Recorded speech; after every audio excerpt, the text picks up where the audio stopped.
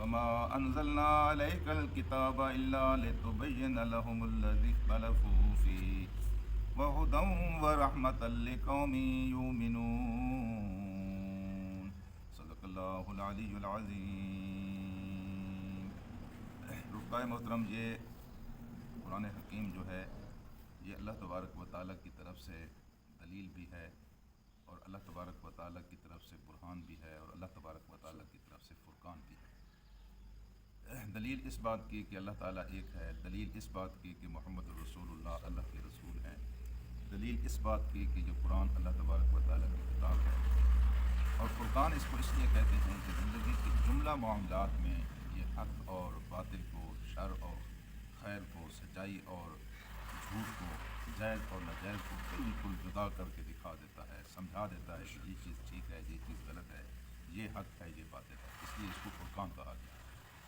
تو آج کی اس آیت میں اللہ پاک نے اسی کی وضاحت کی ہے کہ وما انزلنا علیک، وما انزلنا اور نہیں ہم نے نازل کیا علیک آپ کے اوپر الکتاب اس کتاب کو ہم نے نہیں نازل کیا مگر محض اس لیے نازل کیا ہے لتبین لهم الذین اختلفوا، تاکہ آپ ان کے درمیان بیان کر دیں، واضح کر دیں، کھول دیں الذی ان لوگوں کے لیے اختلفوا فیہ جو اس میں اختلاف کر رہے ہیں، جس چیز میں ان کو اختلاف ہے یا جن شکوک و شبہات کا یہ شکار ہیں.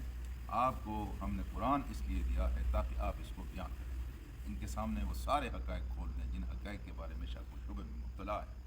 حضرات، ہم چونکہ مسلمان معاشرے میں پیدا ہوئے ہیں اور ہمارے لیے یہ کوئی نئی بات نہیں ہے کہ مرنے کے بعد ہم نے دوبارہ پیدا ہونا ہے، لیکن مشرکین کے لیے سب سے زیادہ مشکل بات، جس کو وہ بالکل ان کی سمجھ میں نہیں آ رہا تھا، جس کو وہ تسلیم کرنے کے لیے تیار نہیں تھی، وہ یہ تھی کہ جب ہم مر جائیں گے اور جب ہماری قبروں کے اندر بالکل لاشیں گل سڑ جائیں گی تو پھر دوبارہ ہم کیسے زندہ ہوں گے، اور دوبارہ اللہ تبارک و تعالیٰ ہمیں کیسے کھڑا کرے گا. اور پھر جب ان سے یہ کہا جاتا تھا کہ تو آپ کی زندگی کے ایک ایک عمل کا حساب کتاب اللہ کے ہاں درج ہے، وہ وہاں پیش ہوگا، تو یہ بات بھی ان کی سمجھ میں نہیں آتی تھی کہ اتنے سارے لوگوں کا حساب کتاب کیسے رکھا جا سکتا ہے. ہاں جی، کیسے ان کو نہیں سمجھ آ رہی تھی کہ اتنے سارے لوگوں کا اللہ تعالیٰ کیسے حساب کتاب لے گا. قرآن حکیم نے ان کو سمجھایا اتنے سارے لوگوں کو اللہ نے پیدا بھی تو کیا ہے نا، اتنے سارے لوگوں کو اللہ رزق بھی تو دے رہا ہے. اور پھر آج کی دنیا میں تو اس بات کو بالکل سمجھنا آسان ہو گیا ہے. ایک چھوٹی سی چپ ہوتی ہے، اس کے اوپر پتہ نہیں کتنی معلومات ہوتی ہیں، کتنی معلومات ہوتی ہیں جو درج ہوتی ہیں. وہ چھوٹی سا ٹکڑا، یہ سیم آپ دیکھیں کتنی بڑی سیم ہوتی ہے، کتنے ہزاروں نمبر. تو اللہ تبارک و تعالیٰ نے تو بہت اس سے زیادہ ٹیکنالوجی، اس سے زیادہ معلومات، اس سے زیادہ مہارت، اس سے زیادہ فن، یہ انسان کیا جانتا ہے جو اللہ تبارک و تعالیٰ جانتا ہے. تو یہ بات جو ان کی سمجھ میں نہیں آ رہی تھی، آج کی سائنس نے بہت ساری چیزوں کو بالکل واضح کر دیا ہے، بالکل نمایاں کر دیا ہے کہ ایسا ممکن ہے. تو کہا یہ ہے کہ آپ اختلاف جن امور کے بارے میں یہ کر رہے ہیں، آپ آ کر ان کو یہ چیزیں بیان کر دیں، ان کے درمیان ان چیزوں کو واضح کر دیں. اور وَهُدًى وَرَحْمَةً لِقَوْمٍ يُؤْمِنُونَ. اور تیسری قرآن مجید کی جو یہاں تاریخ بیان ہوئی ہے وہ یہ ہے کہ خدا، یہ خدا ہے. خدا کس کو کہتے ہیں؟ ہدایت ہے. اس کے دامن کے ساتھ جو وابستہ ہوتا ہے اس کی انگلی کو پکڑتا ہے اور اس کو سیدھا جنت لے جاتا ہے. یہ کیسی ہدایت ہے؟ جی ہادی ہوتا ہے، کہتا ہے آپ سے کوئی پوچھتا ہے میاں جوسف کا گھر کہاں ہے، آپ بتا دیتے ہیں کہ فلاں جگہ پہ، فلاں گلی میں، فلاں محلے میں چلے جائیں. اور دوسرا ہدایت کا طریقہ یہ ہے کہ آپ اس کی انگلی کو پکڑیں اور اس گھر تک چھوڑیں. سچی بات یہ ہے کہ قرآن حکیم یہ دوسرے طرز کا ہادی ہے، یہ بالکل آپ کی انگلی کو پکڑتا ہے، آپ کو سیدھا جنت چھوڑاتا ہے.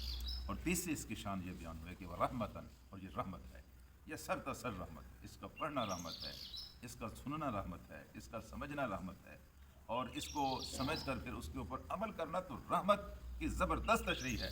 لیکن اس سے بھی بڑی تشریح یہ ہے کہ جب اس کے نظام کو زمین کے اوپر نافذ کیا جائے، یقین فرمائیے پھر اللہ تعالیٰ کی رحمتیں برس پڑتی ہیں.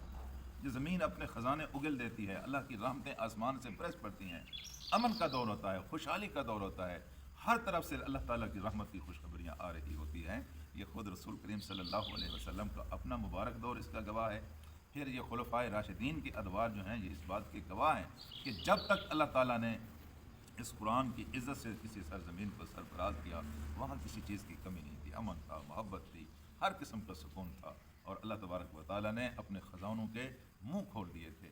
تو رحمتاً لقوم یؤمنون، لیکن یہ ہر کسی کے لیے رحمت نہیں ہے، یہ صرف اس قوم کے لیے رحمت ہے جو قوم جس کے اوپر ایمان رکھتی ہے. ہاں جی، سورج نکلتا ہے نا، سب کے لیے نکلتا ہے، لیکن جن کی آنکھیں نہیں ہوتی ان کے لیے سورج کا نکلنا نہ نکلنا ایک جیسا ہے جی. ہاں جی. تو جن کی آنکھیں ہیں ان کے لیے سورج فائدہ دیتا ہے. یہ قرآن حکیم بھی صرف ان کو فائدہ دیتا ہے جو اس کے اوپر ایمان رکھتے ہیں, جو اس کو مانتے ہیں, جو اس کی ہدایات کو تسلیم کرتے ہیں.